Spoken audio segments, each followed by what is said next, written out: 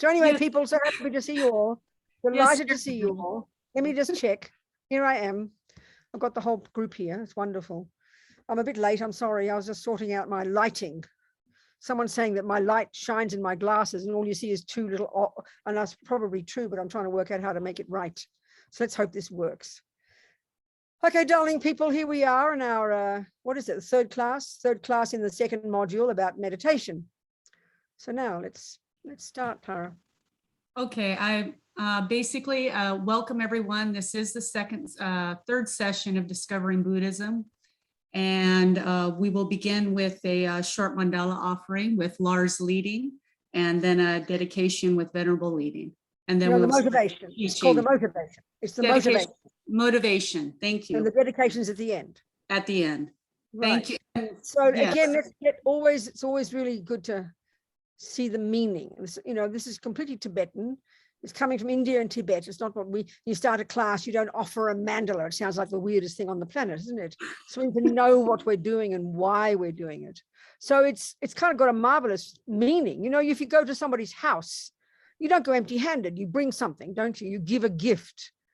So it's like giving something in order to receive something. It's got really nice meaning. So here we're kind of imagining the Buddha is present, and we're offering, in fact, they call it a mandala. And the mandala, in Tantra, you see those round, those circular drawings. Basically, that's an architectural drawing of the abode of all the different Buddhas. But here, the mandala, the abode that we're offering, is our abode, the one of ordinary beings. This world, made up. So if you understand Buddha's cosmology, and the world is made of all these different things, but if not that, then you just think of all the marvelous things that make up this universe, all the objects, basically, of the five senses that make people happy. And you just imagine in your mind, because every thought counts, you visualize, you pile up all the marvelous things, and you imagine offering this to the Buddha as a request for the teachings. That's the meaning. And then at the end, you imagine Buddha very happily accepts our offering.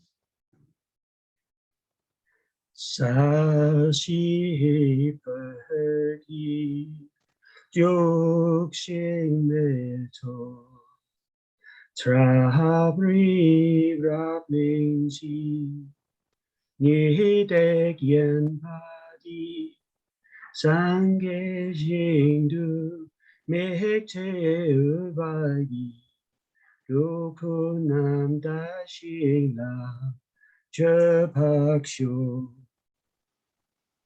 Jetson Lama Dam Pakyena Keche Kikala, Yen Se Tri, Jita Sampe, Yu Jesi Mahala, Sagye Chuki Chapa, Raptu Sur, Idam Kuratna Mandala Kamya Tayami. All right, everyone. Thank you, Lars. Thank you, Tara. Okay, dearest people. So let's just give the overview. Let's kind of look at what we've talked about so far and then go into the next stages. So to get the really big picture, it's so important to get the big picture. I mean, we know in the world, the word meditate's a very popular word these days, and as many people who do it is probably as many definitions that you're going to find. And that's perfectly fine, because Buddha doesn't own the copyright. But if we're trying to practice Buddhism, study Buddhism, do Buddhist meditation, then it's obvious we better be clear what the Buddha means by it. So, so what's the big picture? The big picture is this: if you're on the Buddhist path, and let's say on the Mahayana Buddhist path, your goal is to become a Buddha, is to turn your mind into the mind of a Buddha, to mold your mind into the mind of a Buddha. Now, what's that mind like? Speaking very simply, and I always quote this, it's very tasty. If we look at the etymology of the word Buddha, Bud implies the total eradication from your mind of all neuroses, all ego, all fears, all depression, anxiety, jealousy. That's what Buddha has found to be possible. But not only that, da, the second syllable, implies, and this is the Mahayana view, the development to perfection of all the goodness, all the wisdom, all the virtue. This is really what Buddha has found. It tells us exactly the entire Buddhist methodology, that we can rid the mind of all the rubbish and grow the mind, the virtues to perfection. So why would we want to do this? Well, Buddha has found that that's our potential, that we've got the potential, that the delusions are adventitious, they're not at the core of our being, and they can be removed, and the virtues are intrinsic to us, on a conventional level, and finally the wisdom mind, the mind that sees reality. This is the goal. So no matter whether it takes you 17 lifetimes or whatever, the purpose, therefore, of your practice and the specific purpose of specific practices called meditation is to help you achieve that. It's pretty clear. So when you remember the big picture, it keeps you grounded. It keeps you on the track, you know. So, okay, that's the first point. Now, so what we've discussed so far is that, first of all, the definition, the word itself, translate it. The Tibetan word is for the verb to meditate, is the verb to familiarize. Gom, it's in Tibetan. I don't speak Tibetan, but apparently that's true. It's the verb to familiarize, the verb to familiarize, to become familiar with. Think of the meaning. That's quite confusing to us because we have so many fantasies of what we think meditation is. What do you mean to become familiar? Well, what to become familiar with what? Well, think of it really simply. The meditation itself is especially specifically the formal techniques. They are techniques finally to help your mind familiarize itself with what? Virtue and wisdom, and to defamiliarize, if you like, the mind with all the rubbish. That's the broad function, purpose, meaning of the word to meditate. So now, and again, next point, we've talked that in Buddhist teachings, there are basically two modes of meditation. And this is described in the Mahayana teachings at the end of the six perfections of the Bodhisattva, but this can be taught also in the Hinayana section of the path, which is the first stage, is the wisdom wing. That there are two modes of meditation, thousands and thousands of techniques. So the first one, which is the usual way we vaguely think of meditation, is the cultivation of what's called calm abiding, this incredibly subtle, laser-like, subtle level of focus, of concentration.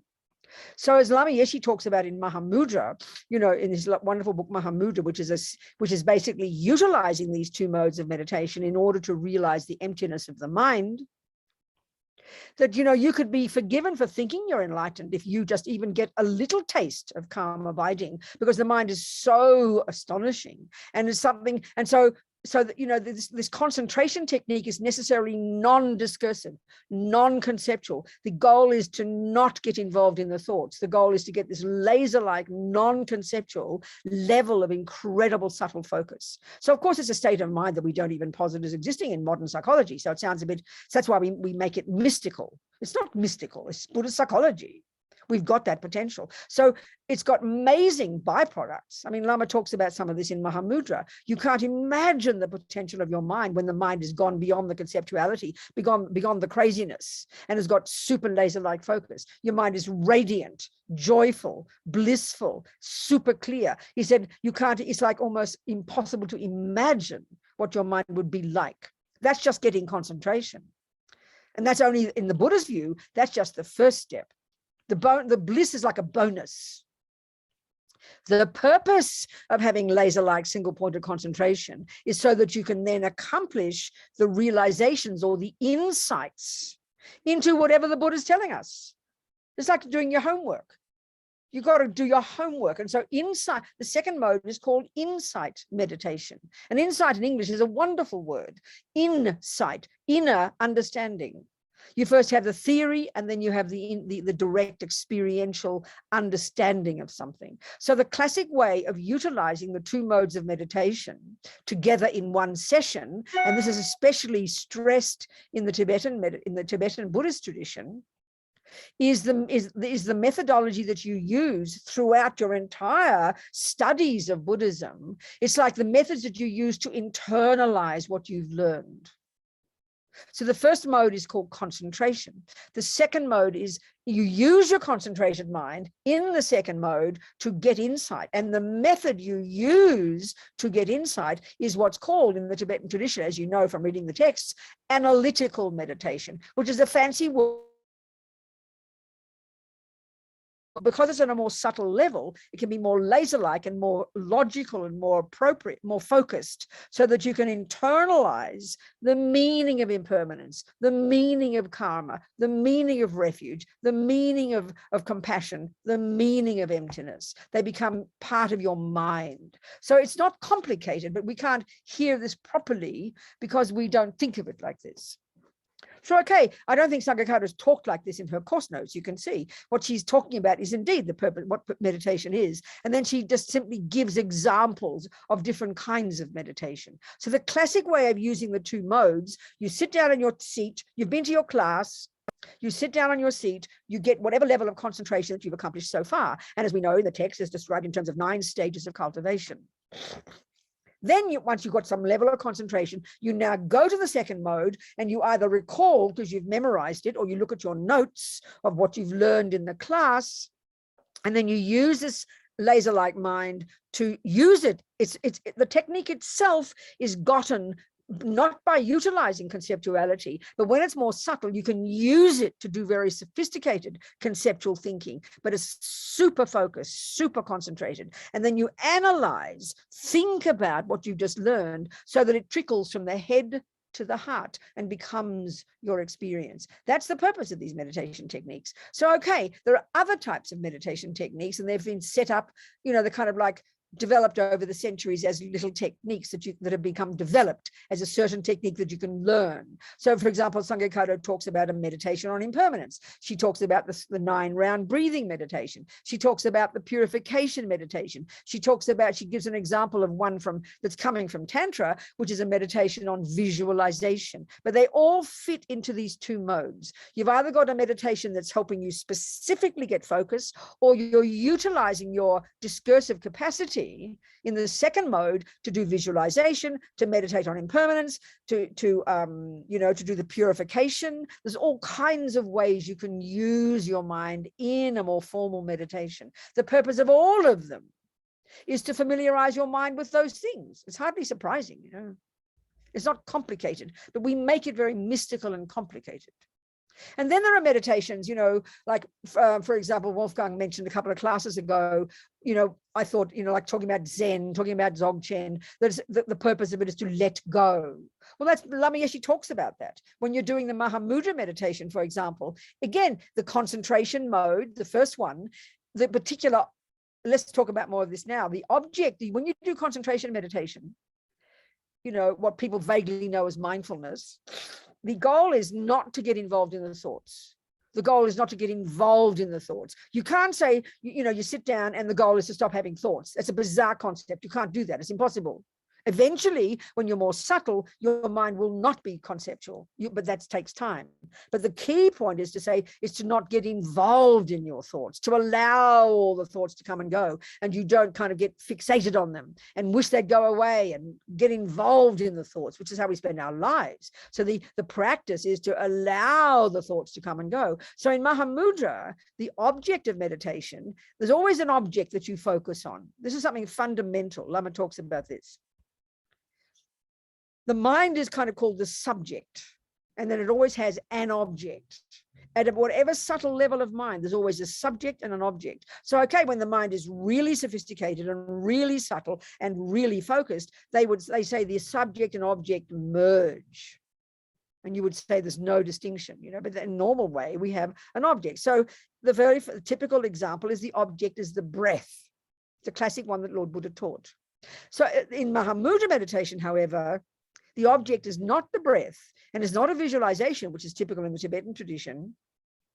I will discuss that one. But the object is your mind itself. And this is similar to Dzogchen. And it gets a bit weird for us to try and sit down and just watch your mind. You think, what am I watching? Well, whatever pops up in your mind, So the object of your concentration would be your own thoughts. The object can be the breath. The object can be a visualization. Or the object could be, once let's say you're meditating No, never mind that one. Okay, never mind that one. So, okay, so what does Sanghakota talk about here? Let me look at her text. Try and link what I'm saying to what she's saying. Otherwise, it's very confusing. Where are we? My goodness, what have I done with my text?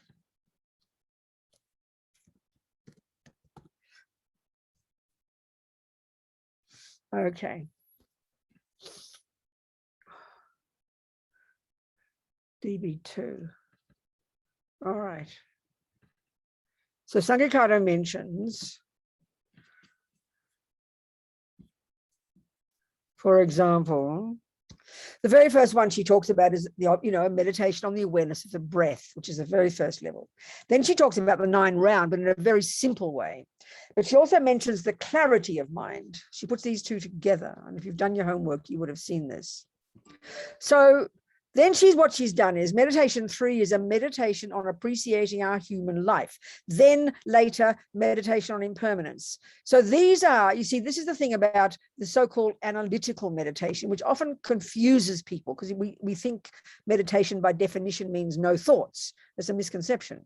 You're utilizing your thoughts, but based upon focus, clear, subtle. I mean, not subtle, subtle if you've done it, if you've accomplished it, but on whatever level of concentration you've got. So all that is, you listen to the teachings. Let's say you listen, like I said before, you go to the class, you listen to the teacher talk about karma, and you're trying to study it. You're trying to study it.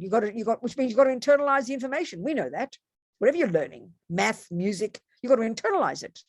You've got to make it just more than theory. You've got to make it experiential. We know that. Well, this is the Buddhist approach to how to do that. You go home, you do your focus first. To the degree that you have your focus, you go to the second mode. And then let's say the topic was impermanence. No, appreciating our human rebirth. Then you take what you've heard from the teacher and you think it through. You think it through until you get a taste for it.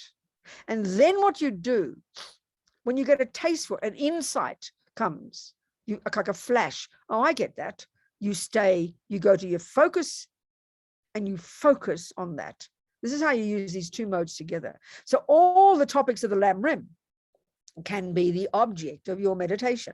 You concentrate first, you take the first one, appreciating our human rebirth, then you take impermanence, then you take karma, then you take all the different points. And it's just it's a very kind of personal way and a deeper way to do your homework, quote unquote, to internalize the teachings. Because you know very well, you can be listening to the Buddhist teachings for 30 years. Oh yeah, I believe in karma. What does it mean? Oh, I don't know, cause and effect maybe. You don't know.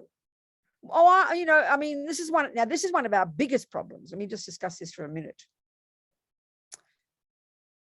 We confuse liking Buddhism with knowing Buddhism. And this is something very interesting. I remember years ago when I was at one of our centers at Tushita in India, and I was the resident teacher for a year. And then a monk that I knew very well came, and he came and had a meeting, and he told me that he had applied for the job of resident teacher to take on, not that I know that much, but that was my job. I knew a little bit. So then I knew this monk. I knew what he knew and what he didn't know. And I was quite surprised because I knew he wasn't qualified at all. He hadn't studied enough. So I didn't want to be rude and tell him directly. I wanted to try and get him to see that he wasn't qualified. So I asked him various questions, simple questions, and he couldn't answer. And I said, have you noticed that you don't know the answer to these things? And this is kind of basic. So how can you teach if you don't know the information? He said, oh, well, I can study it the night before. So, this is really, you'd think it would be quite shocking. If you were talking mathematics or music here, you would never confuse really loving music and knowing music. You'd know the difference. But when it comes to something like, say, for example, a spiritual path, we really get these two confused. And I think this is quite an eye-opener. And he really didn't understand the point. And that's really, you'd think it was quite shocking. But he was very sincere. Because he liked Buddhism. Oh, yeah, karma, I know about that. Yeah, I believe in karma. Oh, I believe in reincarnation. Oh, I believe in emptiness. But listen to that. If you have to teach somebody, you can't just say, oh, yeah, I like karma. It's cause and effect, and then close your mouth. You have to know the details. But we don't understand that.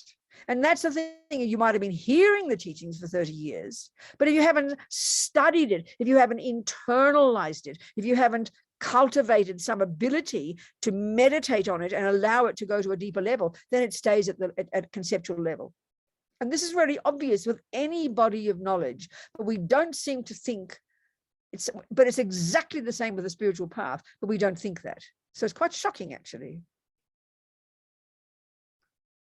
I remember another person, a friend of mine, totally devoted, did a practice every day, taking empowerments, doing tantric practices, really devoted, trying to keep her vows. And we were discussing attachment. And I could tell by the way she was talking that she didn't understand what attachment was. Now, this comes earlier in the path. And I said, what's the definition of attachment? And she said, oh, I kind of know what it is, but I can't say it. Now, can you imagine? Then I said to her, what is the answer to this question? 1 + 1. What is the answer? Immediately she said 2. Now, if you said, well, I kind of know the answer, but I can't say it, you know that you don't know the answer. That's where we get confused with spiritual teachings. It's quite shocking. It's quite fascinating. Because I suppose if we think about, not being rude about our Christianity, because the key point is having faith. The key point is to have faith. And that's a very particular approach.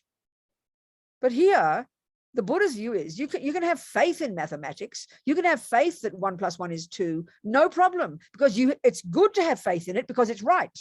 But what if your mother asks you to go buy 7 oranges? You don't know mathematics. So no matter how much faith you've got, won't help you do the job of buying 7 oranges. So, so in other words, you've got to experience the truth of what you're having faith in. And that's why you study. That's why you meditate. So there are meditations in the classic way I'm describing, where you use the 2 modes of meditation to internalize all the teachings from the beginning to the end. That's when you become a Buddha. In particular, at the subtlest level of concentration, where you can finally realize emptiness. That's the goal. But there are lots of meditations that you utilize that have been constructed as little techniques over the centuries in our lineage that you can utilize every day that help us purify, that help us do this, that help us get a taste of that. And they're all these, so these are the couple of the ones that Sanghya has mentioned, you know. So for example, the purification practice, which we here in Santa Fe at our center do every evening at 9 p.m. our time, a 30-minute guided meditation on the 4 opponent powers.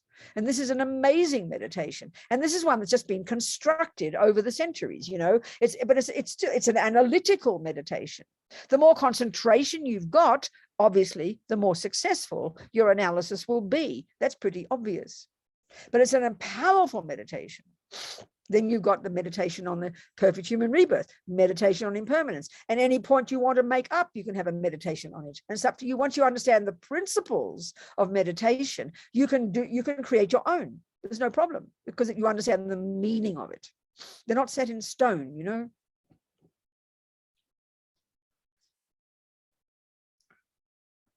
Okay, so the general approach the Lamas talk about, and Lama Yeshe talks about this, for example, in Mahamudra, there's 3 different kind of levels of our mind that we're utilizing in the teachings. The very first is to listen. The second is to think it through. Like, even as we're hearing these words now, you're probably trying to understand my crazy words and trying to think it through to get intellectually the meaning I'm trying to express. Then the subtlest level is when you meditate on it. And what that means is, of course, it's meaning at a formal level. You listen to the words, you think it through, and then you make it an experience in your formal meditation. That's the classic way to approach the entire path, you know. So there are particular meditations, you know. So, okay, that's the general point. Now, because we're creatures of habit and form and structure, it really helps us have a formal meditation practice. Put it like that. It helps our mind, you know. So that's why it's really helpful to, let's say, have a little place in your house, your room, whatever you've got, a corner where you go for your meditation. We have a place where we go to the toilet. We have a place where we eat. We have a place where we sleep. You know, we have a place where we do different things. So why not have a place that is really powerful for your mind, to have a place that's devoted to your practice? You have your books there, you have your little altar, an image of your teacher, an image of the Buddha, you do your water bowl offerings, you sit there and meditate, you sit there and contemplate, and it builds up some kind of nice energy. And it's really important to do that. And the very first thing in the morning before you engage in anything else, you do your morning practice. And the last thing you do at night, or not so last that you're so asleep, you'll go to sleep. It's no good at that. You do a practice in the evening. So I think of it as like two bookends for your day, and it makes you feel like you've accomplished something. This is really important, you know. So if you've taken refuge, for example, and there'll be a module on that, I think, I'm sure there is, then you know, you've got certain commitments. So so that you do a little meditation in the morning, you fulfill your commitment to take refuge 3 times in the morning.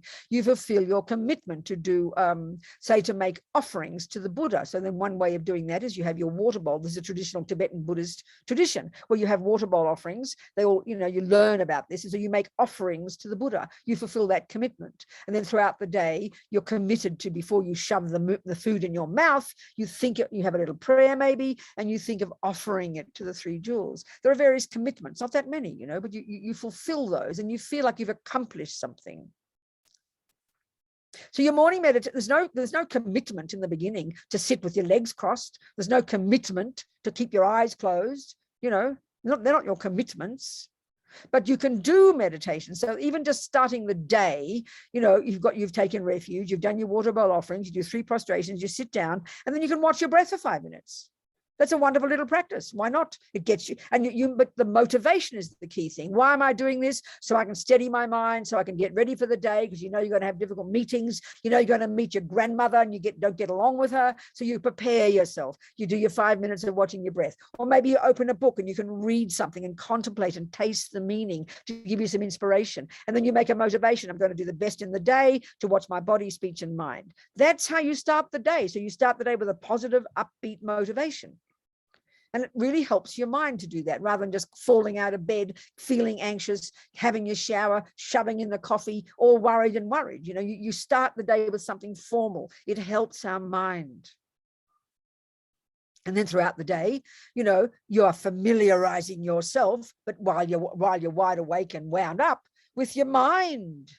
Well, as I've said before, one of the key functions of concentration meditation, meditating on your breath, it might not be that you'll get much concentration, but one of the key benefits is that because you're trying to focus your mind, you're attempting to not pay attention to all the crazy thoughts, but you can't help but hear them out of the corner, see them out of the corner of your eye. So throughout the day, you bring to bear into your daily life that skill of, when you're doing the dishes, when you're driving in the car, instead of being mindlessly and then suddenly vomiting out your crazy thoughts, you're watching your mind, you're hearing your thoughts. This is the great advantage of having even a few minutes of formal meditation in the morning, so that you make the rest of the day practice. You mightn't be sitting on your bottom with your eyes closed, but you're watching your mind. You're changing your mind every day, and that's the real practice. You know, practice isn't just what you do on a cushion. That's often a misconception as well, you know. And then you end the day. And as Lama Zopa says, I mean, you know, this is the end of the day with the purification practice. Let's just discuss that one. That comes very much in the teaching on karma, whatever module that will be. But as Rinpoche says, we are insane not to do this practice every day. So that's a formal meditation practice that's highly recommended, all the Tibetan lamas. And technically, it's actually involving Vajrasattva, who is the tantric aspect of the Buddha, because the Tibetan tradition is so integrated into the Vajrayana that many of the sort of Vajrayana components trickle down into the basic practices. So Vajrasattva is the Buddha, one of the tantric aspects of the Buddha, Shakyamuni Buddha behind us, you know, which is in the sutra practice. So there are certain formal meditations that are said to be super beneficial. So why the purification practice? Because when we understand karma, which we'll do in that module, every millisecond of what we think and do and say, none of it goes astray. Everything stays in the mind, sows seeds in the mind, produces the person we become. So given that we're sort of still caught up in samsara, given that we have ignorance, which we talked about in the first module, given that we create karma every second, and given that we're not highly evolved bodhisattvas yet, it's bound to be that, you know, most of our motivation is attachment. It's just the way it is. Given all that, then we need to clean up our act at the end of the day. It's like you've been sowing thousands of weed seeds in your garden. You've got to do some gardening at the end of the day. It's a very powerful practice. And so there are very formal ways of doing it, usually, you know, coming from Tantra, but you don't need to make it that way. For me, it's so important to do it at the most basic, simple level where you're just being your own friend. It's a really powerful practice. You're utilizing the Buddha, the visualization of the Buddha, but it's you going through this certain inner process of regretting, acknowledging your negativity, regretting it because you don't want future suffering. Regret is an attitude of self-respect, not guilt, not I shouldn't have done that, but the recognition I did this and said that, therefore sowed negative seeds in my mind. And I don't, because I don't want the future suffering, I deeply regret. So regret's like a really positive, we'll go more into this when we do the karma module. It's a very powerful attitude to have, like a kind attitude to yourself. What a fool I was. Out of my ignorance, I did this and did that. And I don't want these seeds to ripen as my suffering. So of course I regret it from the depths of my heart. Then you go to the second one, the 4 R's. The second one is what do they call it? Reliance. And there's 2 parts. The second part, the first part, well, you think, well, whom can I turn to give me the methods to purify? So you visualize the Buddha, Vajrasattva, and you rely upon the Buddha. The second part of reliance is you now have compassion for those you, and this is all discursive, it's all conceptual thought, it's analysis. You have compassion for those you've harmed. The third is you do the remedy. You visualize nectar coming. This is all from Tantra. And it's very, I mean, let me just talk about this now, because this is a major part of the Tibetan tradition. Let's look at this, the whole concept of visualization meditations. I mean, in the world, there are a lot of people utilize visualization, you know, all kinds. I mean, one of my sisters in the 80s went to some new age place and learned about visualizing beautiful places. And it's powerful. It's marvelous. Our mind can do anything. We can, you know, and so it's a great technique. And basically, it's nothing mystical. People say, oh, I can't visualize. Well, I mean, we might not have very good visual forms in our mind, but we're all visualizing all day. When you're thinking about your boyfriend, you're doing a single-pointed concentration on visualization. Come on. If you're angry, you're doing a single-pointed and analytical meditation on anger. We all know how to do these things. We do it all day, but it's usually to do with rubbish. Here we're utilizing that skill to transform our minds into virtue.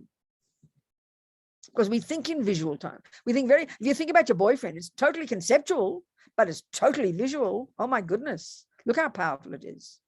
If you're angry with somebody, you know, if you're in the middle, you can be in the middle of 100,000 people at a football field. If you're really angry, you don't say, oh, I'm so distracted, I can't be angry. Can you stop shouting? No, you've got single-pointed concentration on anger. Nothing will disturb you. We know that.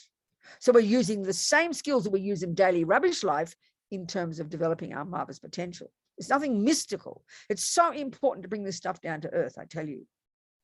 So we're using the visualization of the Buddha. And okay, in Tantra, in general, in the Tibetan path, the Tibetan tradition, because it's so integrated with the Vajrayana and the Mahayana, the sutra practices of Bodhichitta, that there are certain practices that we can do that are said to be so powerful, so much more powerful, because they involve the Buddha. We've got to think about this. But, you know, it's visualizing the Buddha, thinking of the Buddha, contemplating the Buddha is said to be so potent because of the power of enlightened beings. We get so much more benefit from that. Not to mention, does you make a strong connection with the Buddhas, so the next life you'll keep meeting them, you know, because everything you think leaves an imprint in your mind.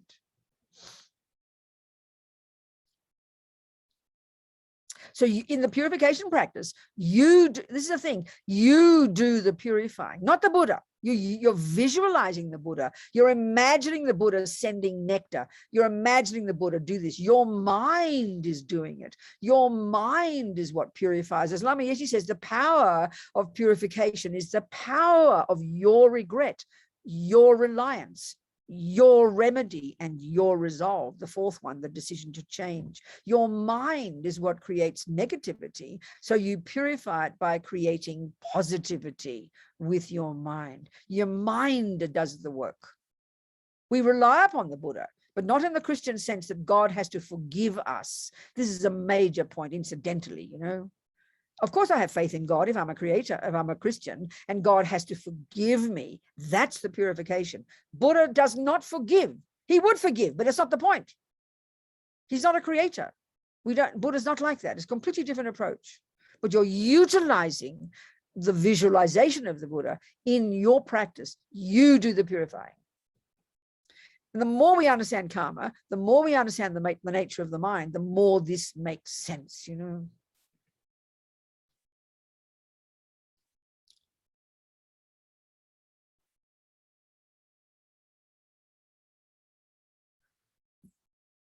So let's see what Sanghakata says about the clarity of the mind. I have looked at it because I did the notes. There we go. So, okay, one of the key things she always talks about is generate a positive motivation. So let's look at that first. This is something that's totally from the Bodhisattva path. And this is something we will learn in more depth when we study karma. I won't go into it now too deeply, but the key, and I spell these words out, and I've said it many times before, and I'm choosing each word precisely here. The key factor that determines whether or not the action we do is negative or positive is not the action itself, is not the washing of the dishes, is not the sitting meditating. The key factor that determines whether the washing of your dishes or your meditation becomes a spiritual practice is not the action itself. It's the motivation for doing the action. This cannot be stressed enough. This is totally the Mahayana view. So the simplest action of washing the dishes, which it's true in its character, it's a samsaric action. In its character, it is not spiritual. It's true. But when we consider the power of the motivation that impels you to do it, that can be a more spiritual action than you or your partner sitting in the bedroom looking all holy doing their meditation. Because their motivation might be self-centeredness and yours might be kindness. So what becomes spiritual? Your action is more spiritual.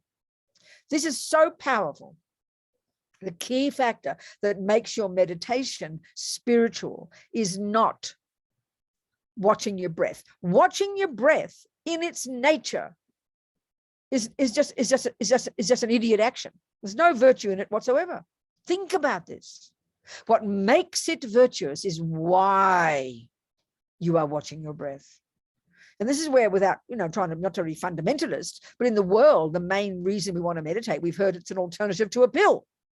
Oh, God, I'd love to do that. I heard you get happy meditating. So we just become like little hungry vampires, Instead of having a cake, we'll meditate. That's not virtue. Thieves need mindfulness, as Lama Zopa puts it. So your motivation for doing it is what makes it spiritual. This can't be stressed enough. And once we understand this, then we know how to make our life spiritual, So there's Sanghakata, is to generate a positive motivation. This is emphasized very much in the Tibetan tradition. Tibetan, which means Mahayana. Tibetan teachers always talk about the importance of motivation. And this is what I've just described. So it's so important, that one. Then, now, the actual meditation. So you sit down, you do your motivation, then you do the technique. So there are different kinds of meditation. As we go through this course, we'll be learning and practicing together different kinds. So this is the classic approach. You sit down on your cushion, you do your motivation, then you do the meditation, and then you do your dedication. So motivation and dedication are like the bookends. of an activity. You know, you motivate, and then at the end you dedicate, and that makes it really powerful. And the more you understand this psychologically, the more it'll make sense to you, you know. So now she's got two together, 9-round breathing and clarity of the mind. Let's see what she says about the clarity of the mind. Oh, where is it? She's put them all together. I hope you studied this. So you do your breaths, you steady your breaths, and then she moves straight into the clarity one.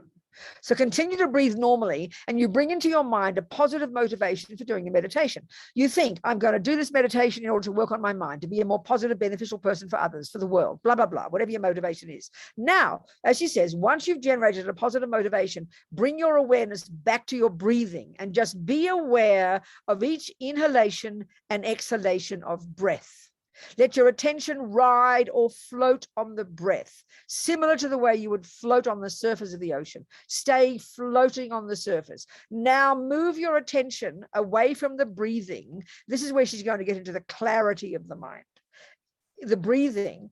And then for that which is aware, so you move it to the mind. And so in other words, instead of being aware of the breath, you now become aware of the mind itself. This clarity of mind, this is Mahamudra. This is the first approach in Mahamudra meditation. You become aware of your mind. So there's two things going on here. So let's do what she says, okay? Let's just do it. Just get comfy. Get your body with these 8 different points. Remember, your body doesn't meditate. So we'll do the 9-round breathing, we'll watch the breath, and then we'll watch the mind. We'll do 3 meditations in one. Okay, get your body comfy. If you're sitting, the best one is full lotus position, which makes your body incredibly stable. The greatest yogis can stay like that for days and weeks and months without toppling over. If you can't, sit half lotus. If you can't do that, regular cross-legged. If you can't do that, in a chair. Now, if you're in a chair, do not slump into the back of the chair. Sit upright, please. Your feet firmly planted on the ground, because you've got to hold your own body up. Otherwise you slump and then you fall over, you go to sleep, and you forget meditation altogether.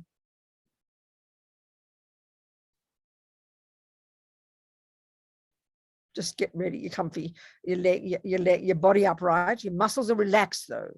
Don't tense your muscles. If we put our body upright, we tense the muscles. So have your body upright, leave it upright, and then flop the muscles. Your shoulders upright, but square, but relaxed. Hands in the meditation mudra or gesture. Left underneath, right on top, thumbs touching, forming a triangle in your lap.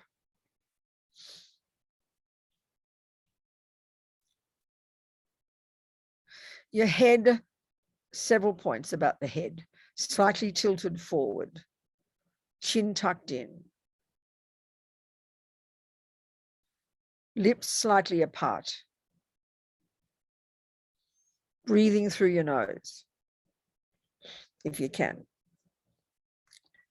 Then the tip of your tongue resting lightly behind the top teeth near the palate, right there. And breathe through your nose. This having your tongue there, the yogis have found that it stops you from dribbling or swallowing your spit all the time when you meditate for a long time. And your eyes looking down under your eyelids, as if you're looking along your nose towards the ground. So settle into this position and then forget about it, because your body doesn't meditate. But it's useful to have your body in such a position that's conducive to good meditation, to get your mind to focus.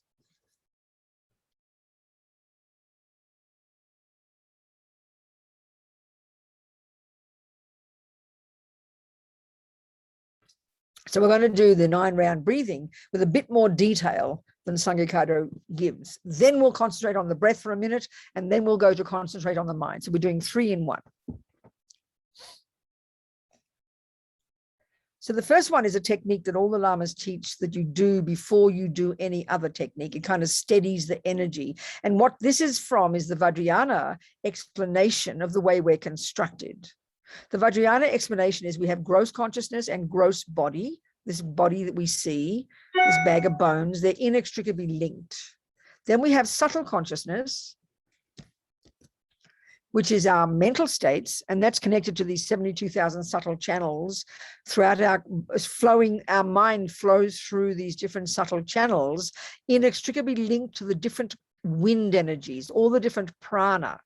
This is the Ayurvedic system, that's the Tibetan medical system, the Vajrayana system, the Chinese system, similar, they're all variations of the same. There are all these wind energies coursing through these channels, and they're all connected to our different states of mind. So this 9-round breathing is a way of steadying the wind energies, which is connected to your mind. So we'll do that first.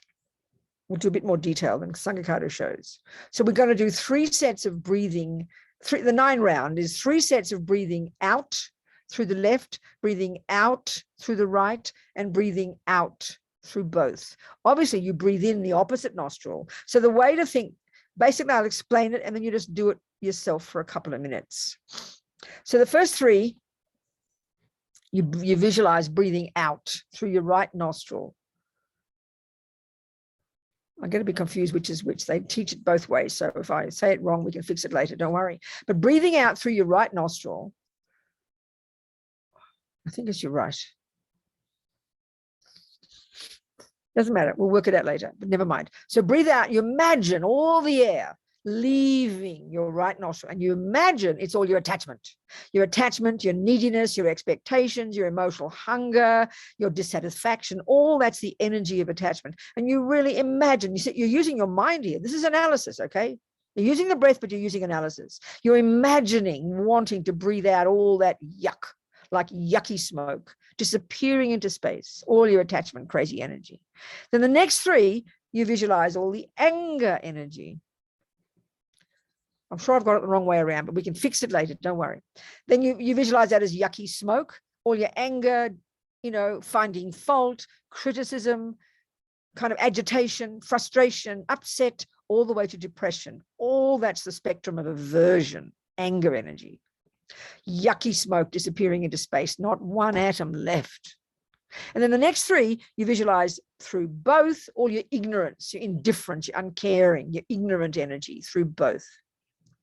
And now so you add 1 piece. That's the breathing out. So when you breathe in, it's very nice, very kind of rhythmic. When you breathe in the first lot, you breathe in through the left, you visualize all the blissful energy of the universe coming into your body, like white light, and then it drives out all the yucky attachment energy through the right nostril 3 times. Then the opposite way, you're breathing out all the yucky anger, but you breathe in through the opposite nostril, all the blissful non-angry energy of the universe, and it drives out all the yucky anger. So it's like that. The blissful energy coming in one nostril, the yucky attachment, then the yucky anger, and then the yucky ignorance going out through right, and then left, and then both. And if it's too complicated, just breathe. Don't worry about it. At your own pace, okay? 3 sets of these breaths. And just your heart, your mind is involved. Your mind, you're thinking it, you're wanting it. That's what makes the virtue, as well as the physical benefit. Don't force the breaths, very relaxed. Attachment through the right, anger through the left, ignorance through both.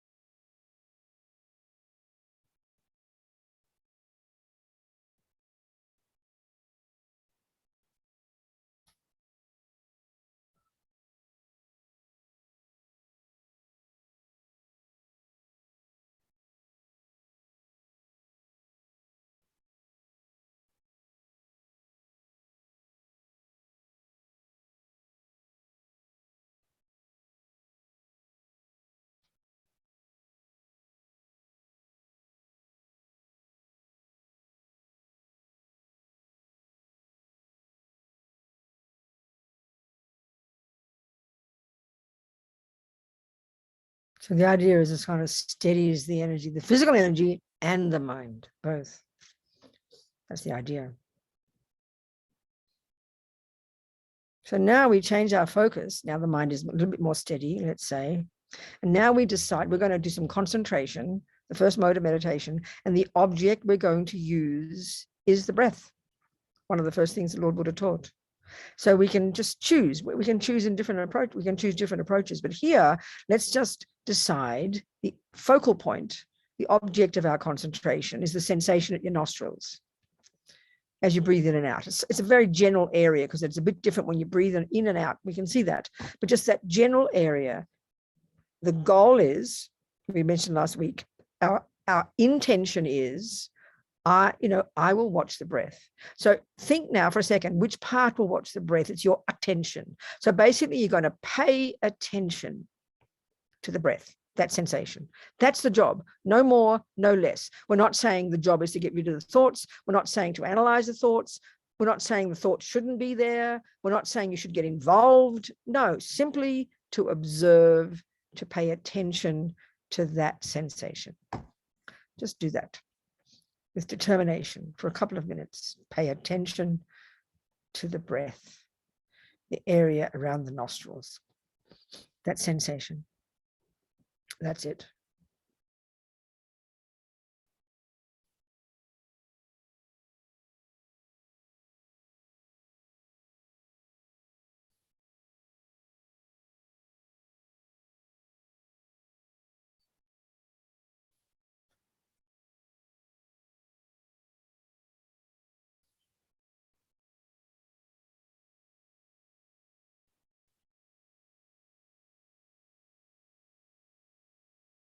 And if the attention wanders off, which is natural, another part of your mind called mindfulness, which is the part that'll bring your attention back to the breath.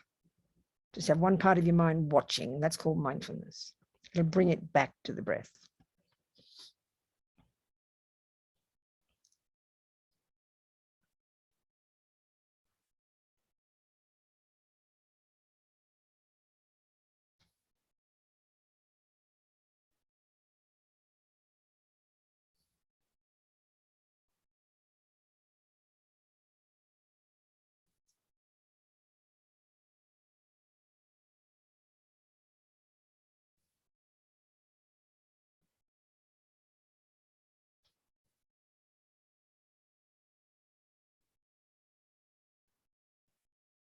Just the breath.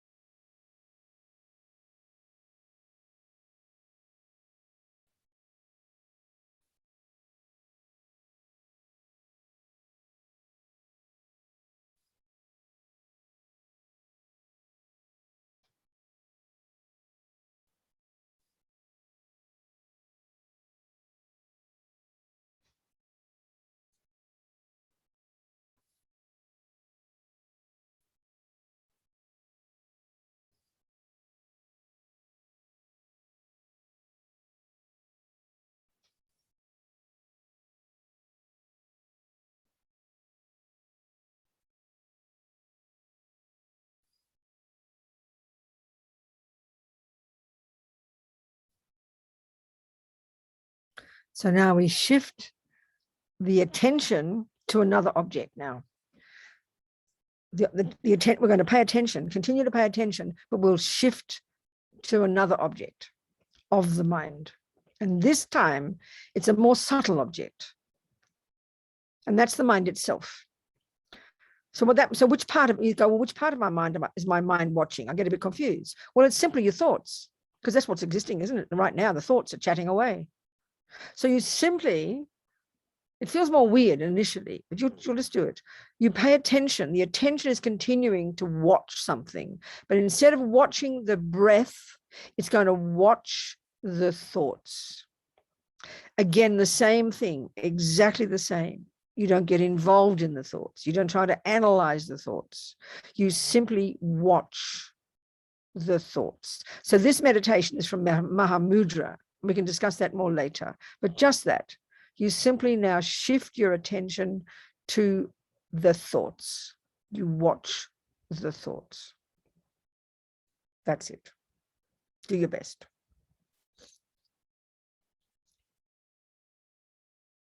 Kind of the movement of the mind itself. Your cognition, that's your mind.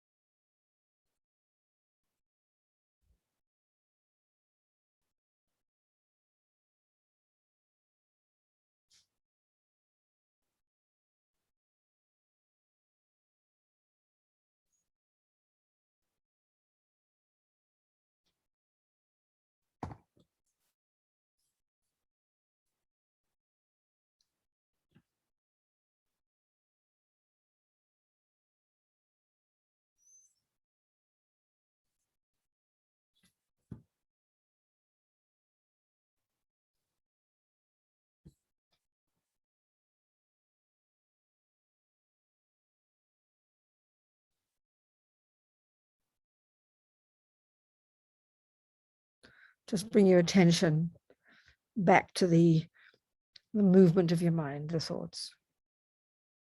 No analysis, just watch.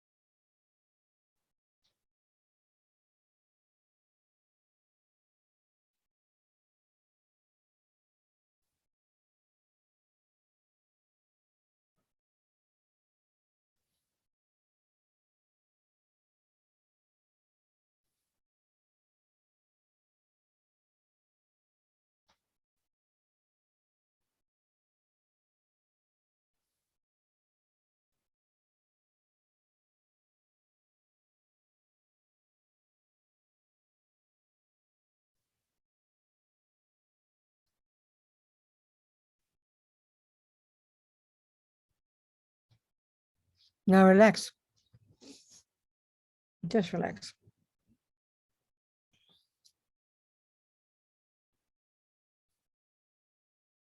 The object, so actually this is called the clarity of the mind, but as Lama Yeshe talks about in Mahamudra, this is the first stages of the Mahamudra meditation. And the clarity of the mind is a much subtler object. It's not, but all we can do is start with whatever's arising in our mind. And initially it's quite confusing, isn't it? You think, what am I looking at? I can't work out what we're looking at. The breath is easy to locate, but this one is not so easy, but it's a good practice. So now I think it's time for questions. Come on, babies. Any questions at all? Yes, any questions? Please raise your hand, or you can add a question to the chat box. Out of the meditative state a bit, get into gallery view. Yes, Simona. Hi. Hi, sweetheart. Hi, Venerable. I would like to ask a question regarding the relation, or how should I say, the time that we dedicate to practice concentration meditation and analytical meditation. I understand, darling. I think it's totally personal, Simona, it's totally personal. If we're truly trying to do a daily practice of utilizing of developing insight into the meaning of the teachings. And then it's very much up to what we have accomplished, because the concentration technique itself, I mean, you know, to do that seriously, you really need to go to the mountains. You really need to give up sex, drugs, rock and roll, husbands and mortgages and dogs. And you really need to spend several years just getting concentration, because an ordinary daily life, unless you come into this life highly realized already, is not appropriate to try and get concentration, seriously get it. So all we can do is what we can do to get the mind relatively steady.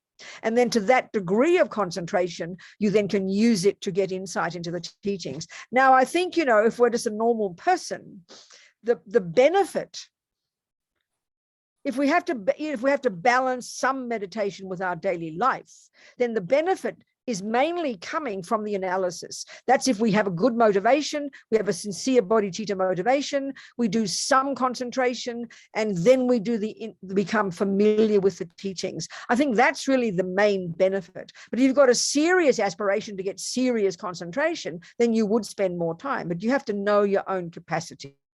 You might spend hours every day and not get very far and just go crazy. There's not so much benefit in that, you know, so you've got to kind of weigh it up. Are you kind of communicating, Simona? What do you think? Yes.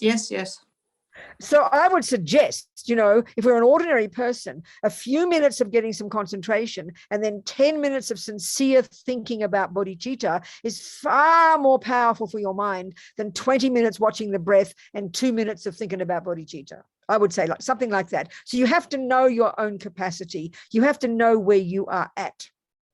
Okay. Thank you. Okay, good. Good. Thanks, Simona.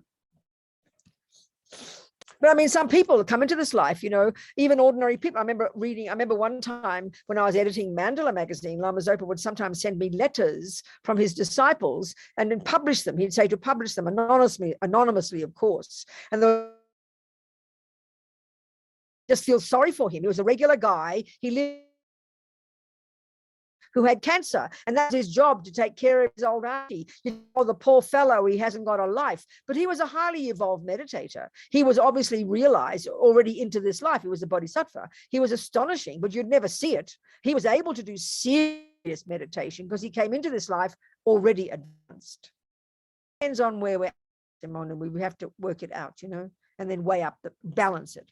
And I'd say in becoming familiar with the teachings with a pure motivation in terms of is far more beneficial than spending hours and hours trying to get shamatha and without the right conditions, put it that way. Yeah. Okay, thank you. It's a very helpful point. Thank you. Yes. Anybody else, Tara? Venerable, I have a question. This is Cyril. Hello, Cyril. Hi. My question is, sometimes, when I meditate, I feel that my focus is in my eyeballs. How do I bring it down to my heart? Do you have any advice? Well, I don't know what kind of meditation you're talking about, Cyril. I don't know. What's this meditation you're talking about? I mean, meditation, you have to give a definition of what type you're doing. I have no idea what you're saying. Pardon?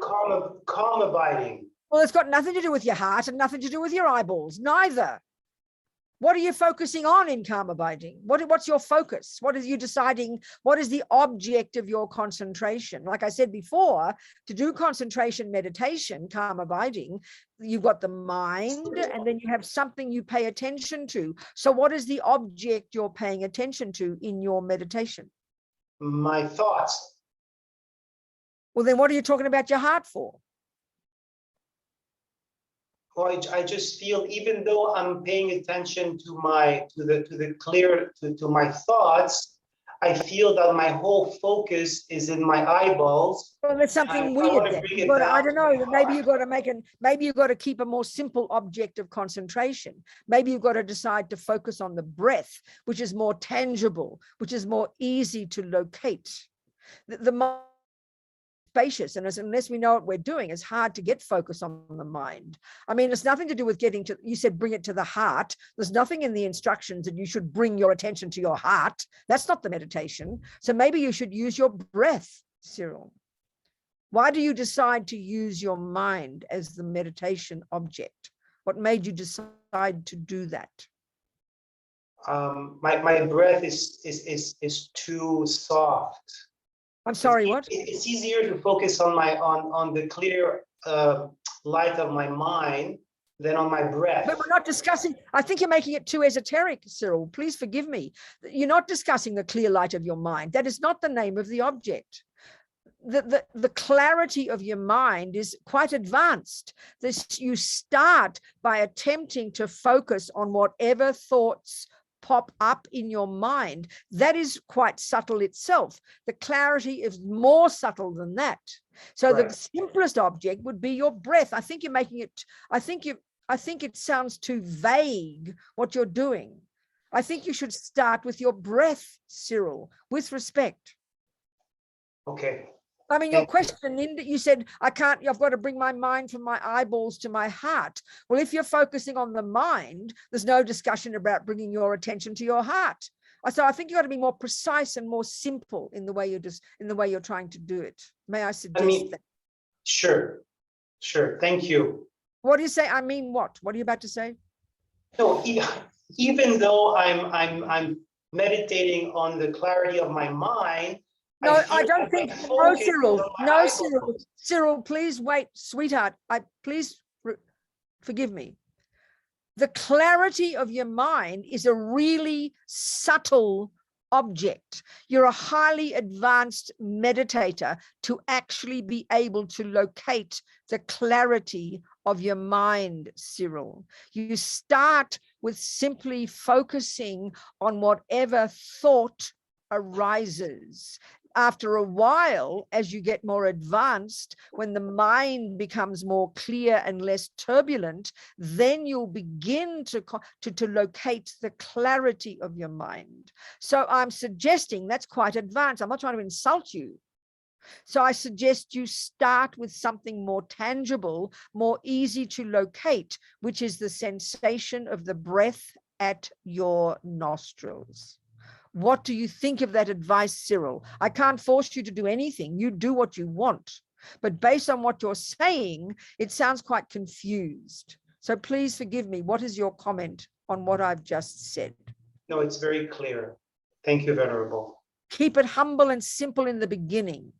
Then, like what Sangye Kadu just advised, you start with a 9-round breathing to get your mind steady. Then you go to the breath. And once you've got that stable, then you can attempt to change the object to something more subtle, which is the mind itself, which is meaning whatever thoughts pop up.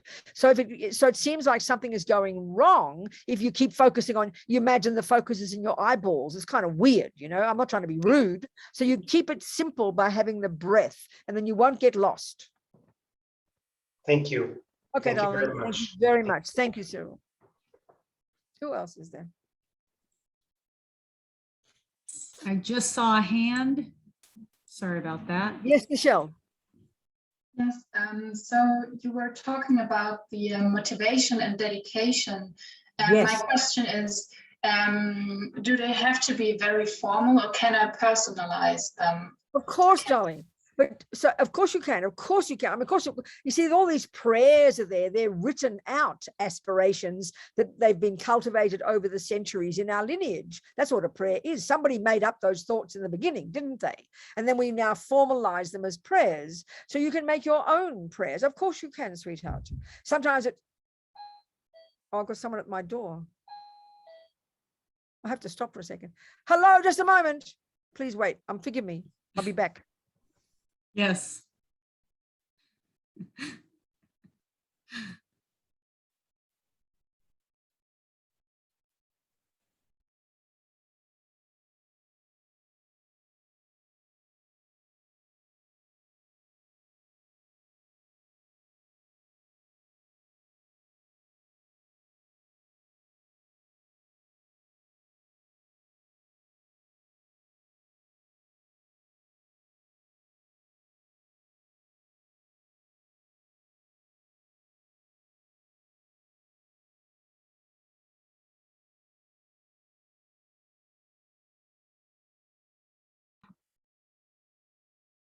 It was FedEx. Let me just put my light back on. Hang on. Excuse me. Yeah, the light helps, doesn't it? Look. Okay.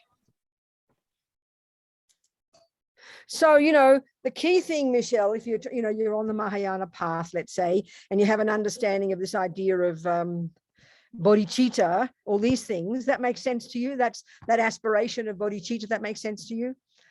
Is that what you're talking about? Then okay, then you say it in your own words. Sometimes it can be more moving to say it in your own words. Absolutely. Of course, absolutely. Thank you. Okay. Yes. Who else? Any questions? Simona? Yes, Simona. I have another question if nobody Good. has. Yes. When we meditate, when we have meditated now during your teachings, Yeah. this part of as our mind, as we were watching our mind, what thoughts are coming, and for a moment I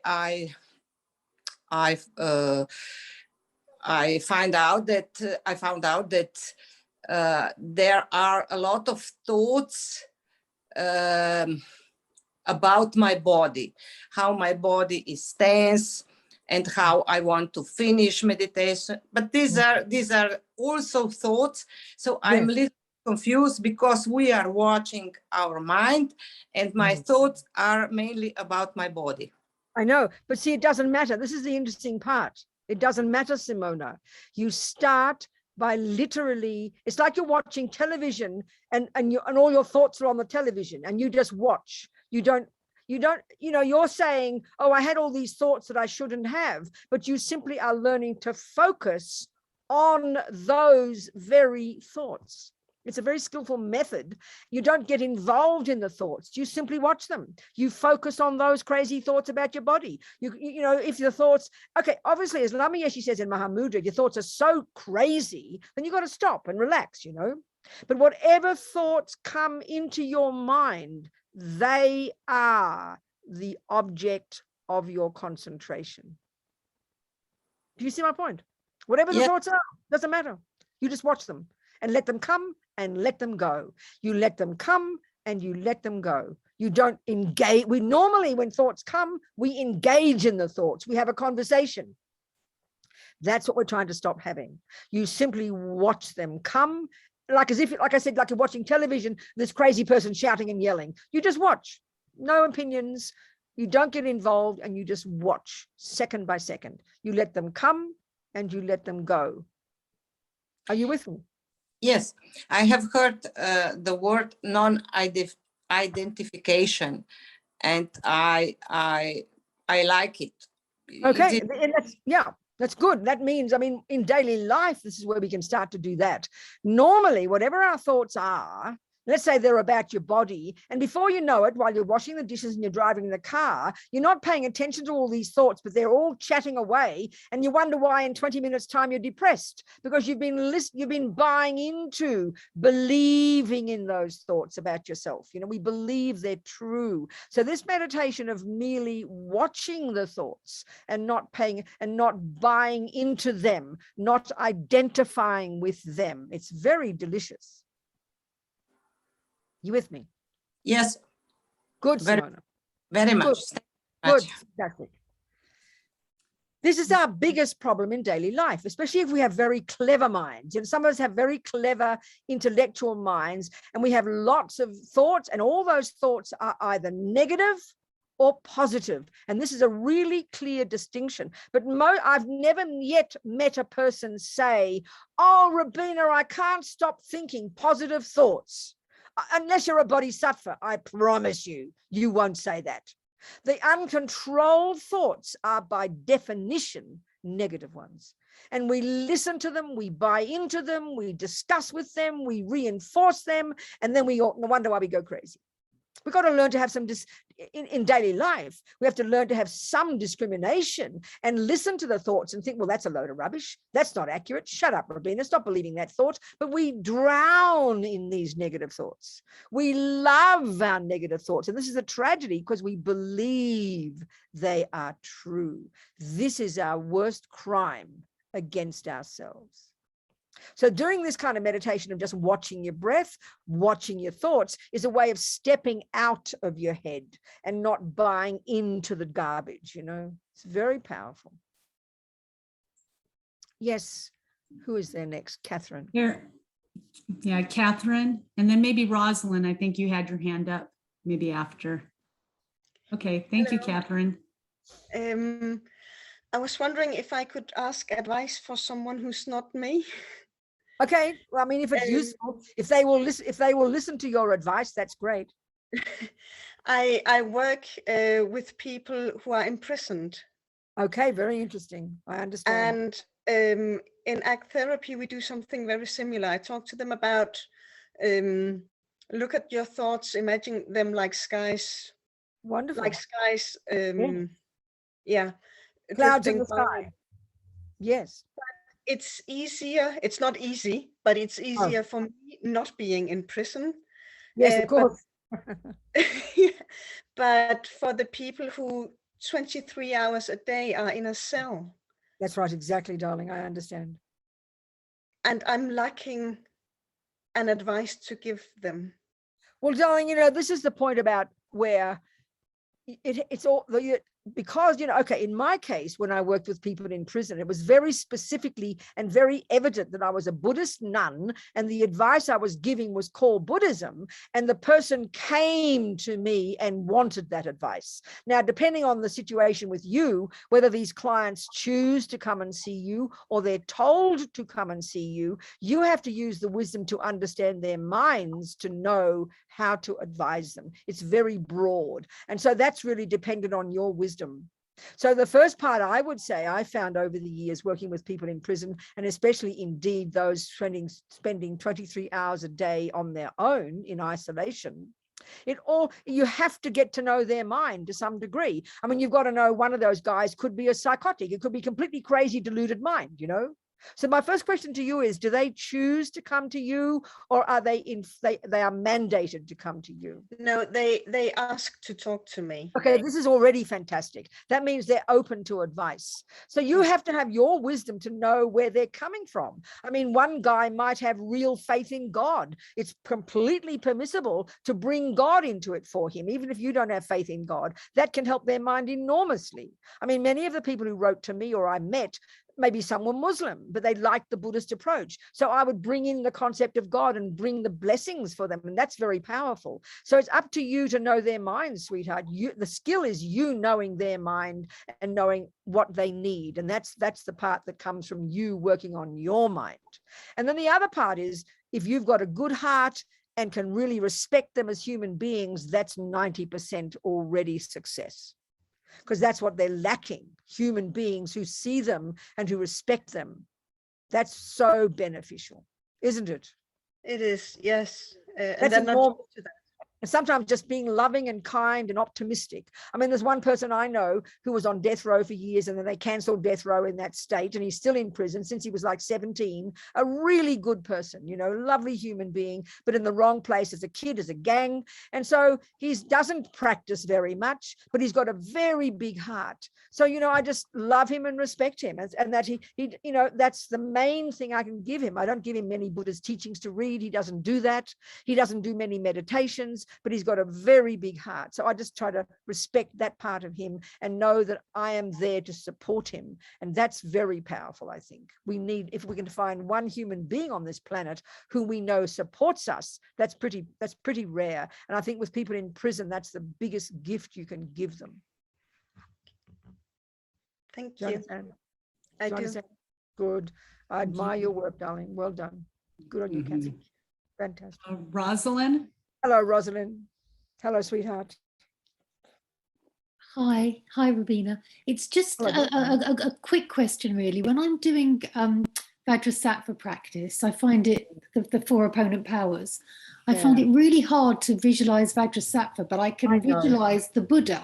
Okay, that's okay. Then you think of the Buddha, it doesn't matter. Oh, really? That Whatever was my works for your question. mind, darling, it doesn't matter. Whatever works for your mind, honestly. I mean, you know, it's really okay. It's whatever works for your mind. But the feeling, the more, but it's just, so if most of us don't have good visualization, but it's more just the feeling of the presence of the Buddha. That's what's powerful for your mind, darling. Yeah, That's fine. perfectly Thank fine, you. Rose.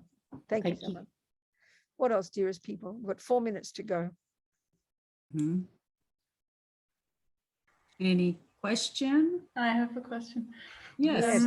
When we just did a meditation, when we meditated on the breath, I had a lot of thoughts always coming and going. And when I tried to focus on my thoughts, there were actually less thoughts. No, I'm curious. I know. Isn't that interesting, Nina? I found the same thing. Suddenly you try to focus on the mind and all the thoughts seem to disappear. You can't find them. It's very curious. I agree with you. It's very curious. I agree.